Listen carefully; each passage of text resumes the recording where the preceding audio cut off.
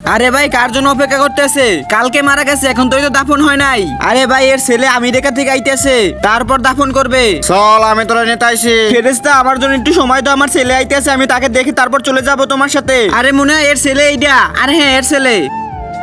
আরে আমার ছেলে চলে আইছে। এই সরো তোমরা এই জায়গা থেকে।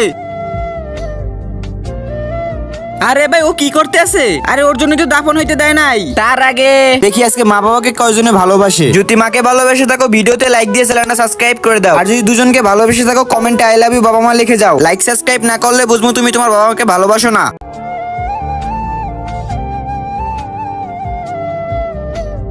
চলো এবার নিয়ে যাও দাফন করতে। এখানে থাকলে আমার লস হবে। বাপ মরে গেছে আর পোলা এগুলো করে। বাপের থেকে জমিনের দাম বেশি অনেক। এরকম ছেলে জন্ম দেওয়ার থেকে না দেওয়াই অনেক ভালো। সবাই অপেক্ষা করছে কখন তার ছেলে আসবে আর মাটি দিবে, আর তার ছেলে অপেক্ষা করছে কখন জমিন নিবে। এখন চল এই জায়গা থেকে। হে মহান রব্বিল আলামিন, এরকম ছেলে যেন কারো ঘরে না জন্ম হয়।